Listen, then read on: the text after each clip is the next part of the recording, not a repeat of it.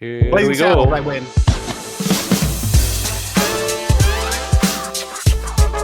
Oh, yeah, from the last segment. Forgot to give Big Lan his point. But things that you did not know about Blazing Saddles!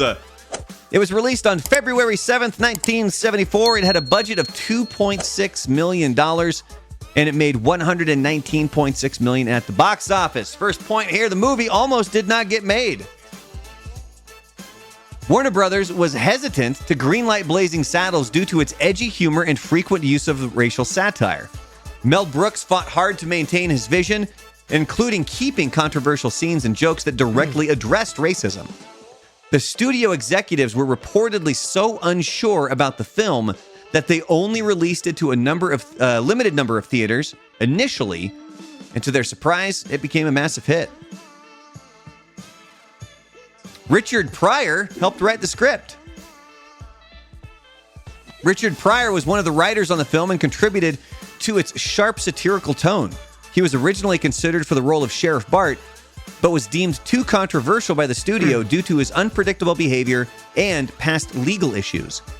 Cleavon Little was cast as Bart, but Pryor's influence remained in the film's script, particularly in its bold, comedic approach to racial issues. Did you also know that there was a Blazing Saddles television show? No. There's a video that you can find on my YouTube channel that's all about the Blazing Saddles TV show. Lou Gossett Jr. plays Sheriff Bart. Swear to God. This is one of those things, like, so I work in IT for a software company. And as we were in one of our like daily stand-ups where we're kind of going all the tasks that everybody needs to do that day, we go off on weird random tangents. And I don't even remember how it got brought up, but somebody mentioned this TV show of Blazing Saddles, and I think only one episode aired one time. It was lost for a long time, but you can watch the full thing now over on YouTube. Like, it's available for you if you want to check it out. Next up, the campfire scene almost got cut out. The iconic campfire scene where cowboys eat beans and engage in a loud and exaggerated display of flatulence was groundbreaking, as it was the first time farting was prominently featured in a major Hollywood movie. Studio executives initially wanted it removed, considering it too crude.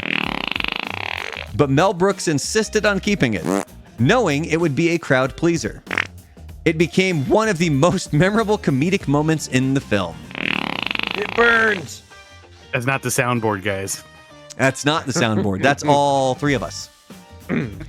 Did you know Gene Wilder was not the first choice for the Waco Kid in Blazing Saddles? The role of the Waco Kid, eventually played by Gene Wilder, was initially given to actor Gig Young. However, Young suffered from severe withdrawal symptoms due to alcoholism and had to leave the production after filming only one scene. Brooks then called Gene Wilder, a friend, who agreed to join the cast immediately, and despite having only one day to prepare, Wilder's portrayal became one of the highlights of the film. He's Willy Wonka, he is. And finally, the ending was pure chaos. The film's absurd and chaotic ending, where the characters break the fourth wall and spill out of their movie into another film set, and even the Warner Brothers commissary, was a late addition.